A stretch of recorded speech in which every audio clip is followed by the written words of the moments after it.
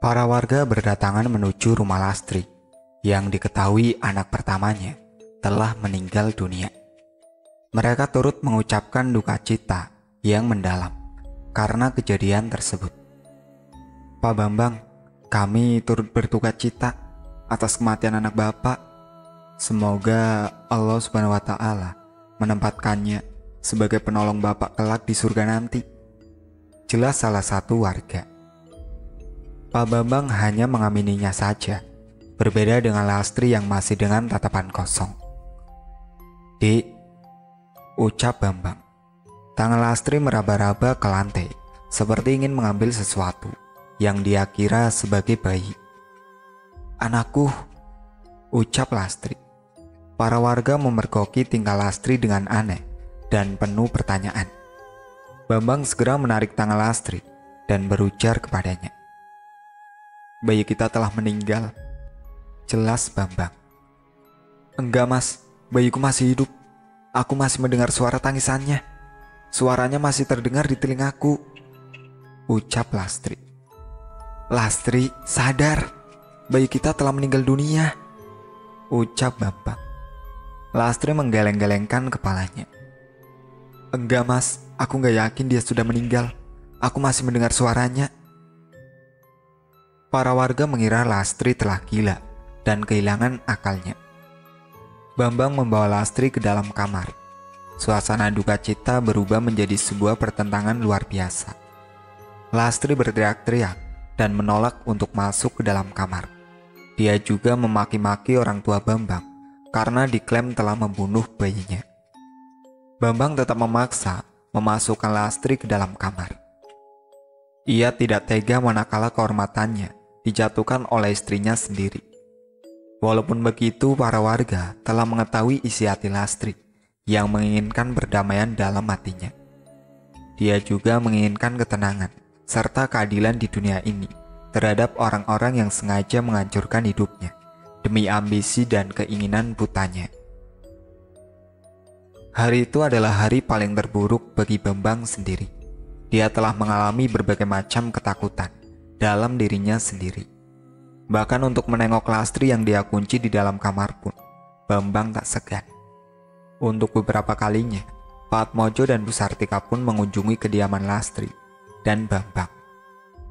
Namun ada yang aneh, kunjungan kali ini menebarkan bau busuk di sekitaran rumah. Ada yang bilang, setiap pelaku pesugihan melakukan ritual penumbalan. Darah yang menetes atau dijadikan sebagai tumbal belum sepenuhnya menghilang dan masih tercium oleh orang-orang yang memang mampu untuk menciumnya. Kedatangan orang tua Bambang ini hanya kunjungan biasa. Mereka berdua menanyakan tentang kabar Lastri. Bambang menjelaskan bahwa Lastri masih dalam keadaan shock berat dan belum mau bertemu dengan siapa-siapa. Pak Atmojo menekankan kepada Bambang agar segera melakukan ritual berikutnya. Ritual ini sangat berat bagi Bambang serta kedua orang tuanya. Namun jika memang tidak bisa dijalankan, maka keluarganya akan terkena tulah atau bencana tersendiri. Kediaman rumah Bambang. "Ritual ini belum selesai," ucap Atmojo. "Apalagi Pak? Bapak dan Ibu tidak tahu kita sedang berduka. Kenapa banyak sekali ritualnya?" tanya Bambang. "Ritual ini adalah puncak dari segala ritual dan yang bisa dilakukan oleh dirimu sendiri," jelas Pak Atmojo. Bambang menyimak penjelasan Pak Atmojo. "Kamu harus melakukan persetubuhan dengan Nyi Ratu di tiap malam Jumat Kliwon saat tengah malam. Sediakan kamar khusus agar rencana ini tidak diketahui oleh istrimu," jelas Pak Atmojo. Ritual terakhir adalah melakukan persetubuhan. Tentu saja Bambang terkejut mendengar ini. Bu Sartika memegangi kedua tangan Bambang. "Pilihlah sekarang nak. Apakah kamu ingin memilih istrimu atau kedua orang tuamu?" tanya Bu Sartika. "Bu, aku tidak bisa." "Kamu bisa. Ini adalah puncak ritual kita," ucap Atmojo. Puncak dari ritual yang harus dijalankan agar harta dan kekayaan bisa berada di genggaman orang tuanya adalah Bambang harus melakukan persetubuhan dengan Nyi Ratu. Jawaban Bambang masih sama. Dia tetap menolak karena melihat kondisi psikis Lastri yang sudah rusak. Dia juga ingin menyudahi hal itu terjadi. Namun tak sama dengan yang pertama. Ritual puncak ini harus dilakukan secara suka sama suka dan tidak ada paksaan. Tengah malam di rumah Lastri. Suara ketukan pintu itu menggema di telinga Lastri. Dia terbangun dan melihat kondisi kamar yang sumpek. Matanya menangkap bayang-bayang yang bergoyang di setiap sudut. Lastri mengucap kedua matanya dengan cepat. "Ini jam berapa?" tanya Lastri. Dia melihat jam dinding telah menunjukkan pukul 1 dini hari. Kamar masih terkunci dan membiarkan Lastri seorang diri di dalam kamar, sambil merenungkan nasib bayinya yang belum tahu kabar kelanjutannya. Lastri pun ingin tahu siapa yang mengunjungi rumahnya di pagi buta seperti ini. Dia tak pernah kedapatan tamu manapun yang datang ke rumahnya di waktu yang sangat pagi ini. Lastri tak pernah tahu apa yang terjadi di luar sana. Dia melangkah menuju pintu kamar dan mendapati sebuah percakapan lirik yang dia yakini adalah suara suaminya, Bambang. Lastri segera menempelkan daun telinganya ke pintu dan menangkap berbagai kalimat aneh yang belum pernah ia dengar sebelumnya. "Jangan lupa dengan ritual akhirmu. Tubuhmu akan dijadikan tebusan dari orang tuamu," ucap seorang wanita yang sedang membahas ritual akhir. "Iya, Nyi, aku mengerti," ucap Bambang. Lastri mencoba untuk menggertak dengan membuka paksa pintunya. Namun ternyata ia sadar bahwa wanita itu bukanlah seorang manusia, melainkan sebuah perjanjian akhir dari keluarga kedua orang tua Bambang. Lastri menyadari langkah kaki Bambang menuju kamar. Dia pun kembali ke kasur dan berpura-pura tidur. Pintu terbuka. Bambang masuk dengan mengendap-endap. Langkahnya agak pelan. Ia menuju ke kasur Lastri. Lastri memejamkan kedua matanya secara rapat dan berdoa di dalam hati agar dijauhkan dari mara bahaya yang akan mengancamnya. Tangan Bambang memegangi pundak Lastri. Dia melihat Lastri masih tertidur. Padahal Lastri hanya memejamkan kedua matanya dan berpura-pura tidak mengetahui akan obrolan tadi. "Dek, kamu masih tidur?" tanya Bambang. Dia pun membelai rambut Lastri dengan kasih sayang. Namun tidak bagi Lastri. Belaian itu adalah belaian menyakitkan yang pernah ia rasakan. "Sebentar lagi kita akan menyelesaikan ini. Jadi mohon bersabar." Bambang mencium kening Lastri dan berucap kembali, "Aku tidak akan mengeluarkan setetes air hina atau mani pun untuknya.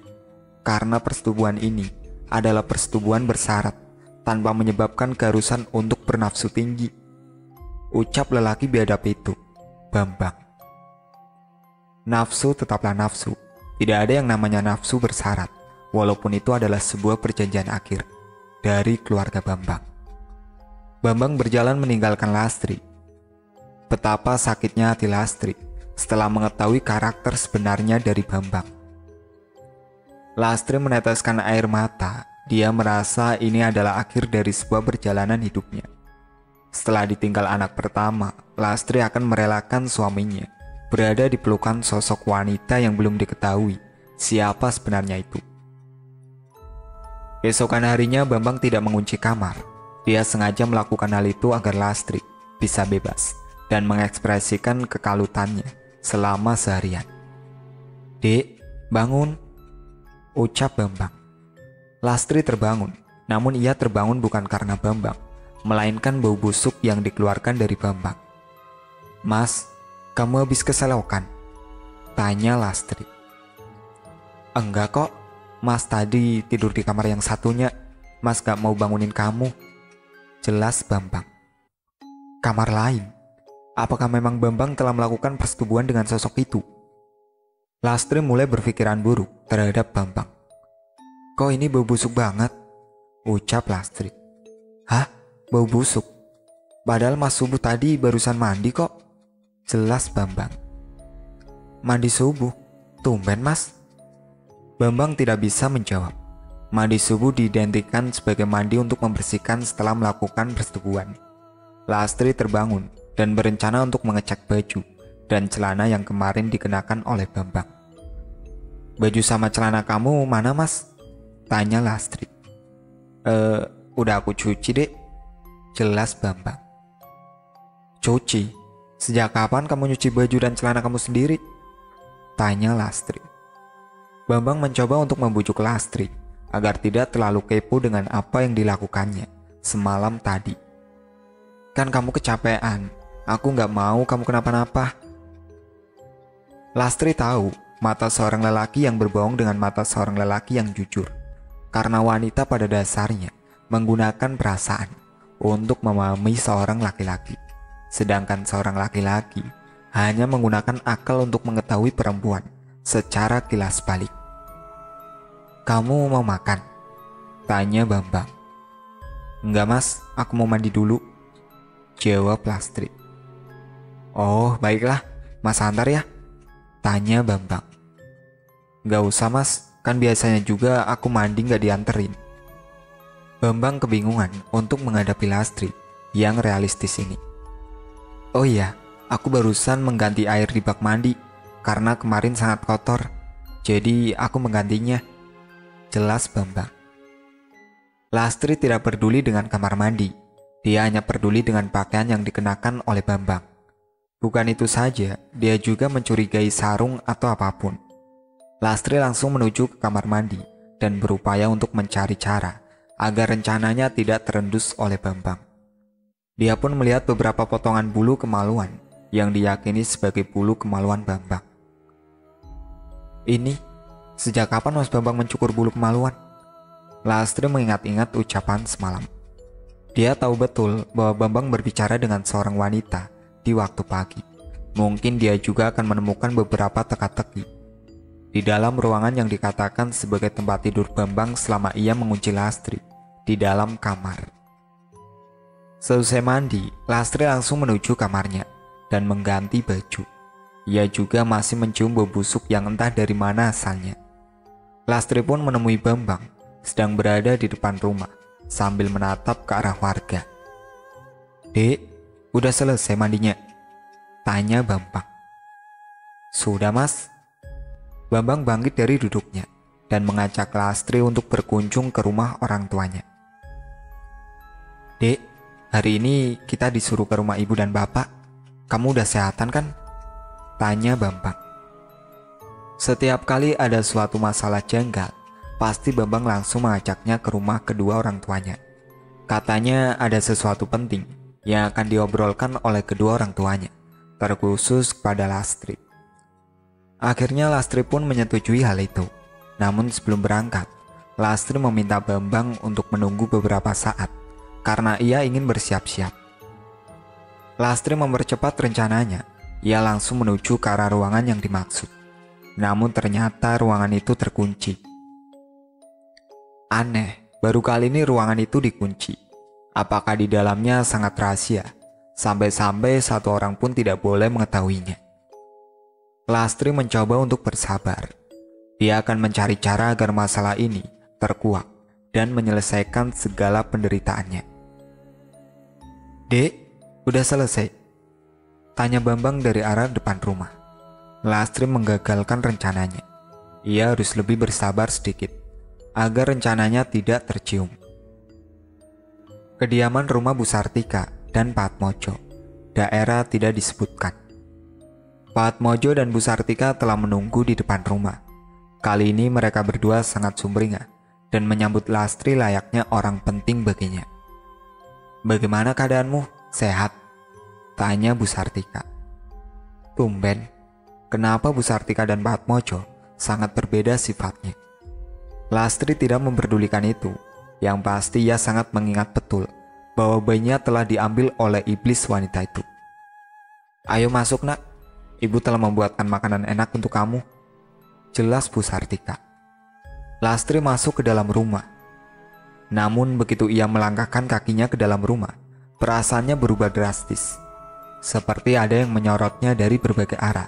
Seperti ada yang melihatnya dengan tatapan tajam, yang bengis, dan siap memangsa. Kamu kenapa, Dek? Tanya Bambang. Lastri menengok ke segala arah ruangan. Dia mencari-cari sesuatu yang melihatnya dengan tatapan yang menakutkan itu. Kamu sehat-sehat aja kan? Tanya Bambang. Mas, apa perasaanku saja ya? Kok aku seperti dilihatin banyak orang, tapi nggak nampak wujudnya? Tanya Lastri. Perasaannya bukanlah hal yang salah. Perasaan itu menguat dan terus membuat Lastri ketakutan. Lastri, ayo makan, ucap Bu Sartika. Iya, Bu. Lastri berjalan ke meja makan. Segala hidangan makanan tersajikan secara rapi. Lastri kemudian disuguhkan makanan lengkap lauknya oleh Bu Sartika. Makan yang banyak, nanti kamu harus kuat kalau mengandung lagi, jelas Bu Sartika. Lastri terkejut mendengar hal itu. Dari mana Bu Sartika bisa memprediksi hal yang belum diketahui kedatangannya? Ibu tahu dari mana? Tanya Lastri. Bu Sartika dan Pak Atmojo tersenyum.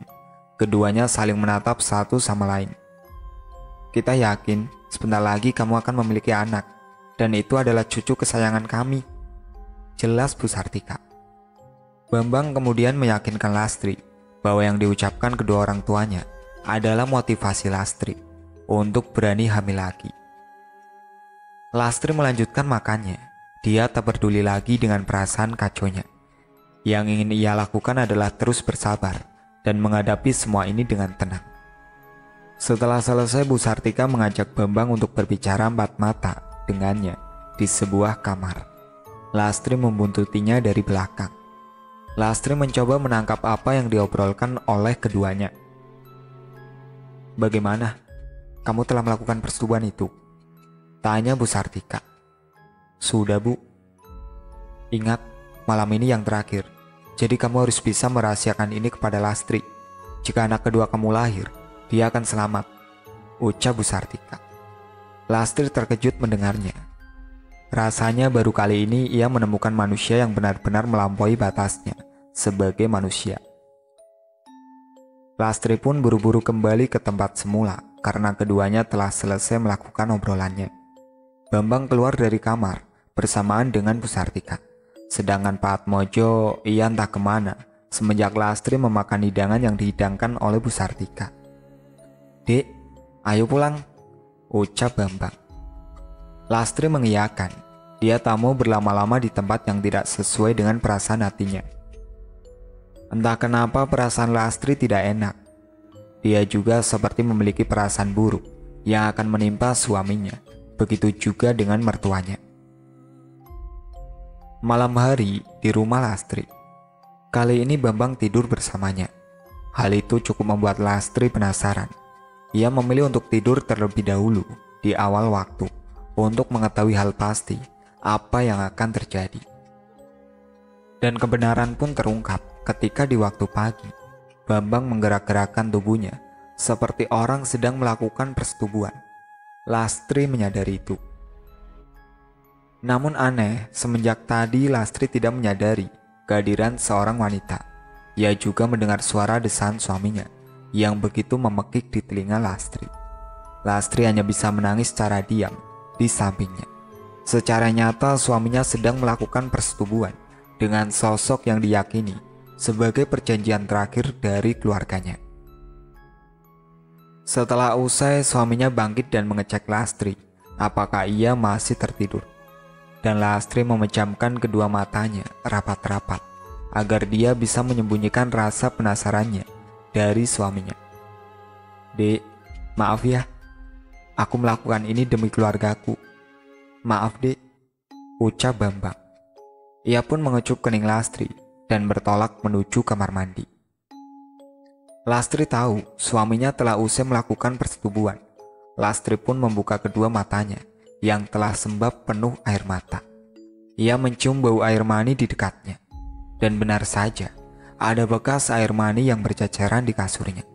Tidak mungkin suaminya melakukan onani karena nafsunya yang tidak tersampaikan. Perasaan seorang wanita mengetahui suaminya seperti itu merupakan neraka dunia baginya. Lastri pun hanya bisa berharap bahwa suaminya kembali ke jalan yang benar. Namun ketika dia hendak tertidur lagi, Lastri mendengarkan suara teriakan dari arah kamar mandi, dan suara teriakan itu berasal dari suaminya. Lastri dengan cepat berlari ke arah kamar mandi untuk mengetahui apa yang terjadi. Sungguh hal yang tidak terduga terjadi kepada suaminya. Lastri melihat suaminya telah tewas dengan wajah yang membiru. "Mas!" teriak Lastri. Bambang meninggal dunia secara misterius. Denting kematian bergema di seluruh penjuru. Pengumuman akan kematian Bambang menjadi tanda tanya besar. Rumah Lastri penuh akan banyak warga yang ingin mengetahui kematian Bambang yang misterius itu. Anehnya, meninggalnya Bambang ini tidak dihadiri oleh kedua orang tuanya, seperti lenyap dan ditelan bumi. Patmojo dan Bu Sartika menghilang dari kediamannya. Keduanya tidak diketahui keberadaannya sampai sekarang. Akhirnya ada orang pintar yang membuka teka-teki akan kematian Bambang dan memberitahu mengenai perjanjian terakhir yang harus dilakukan. Orang itu bernama Pak Mamat.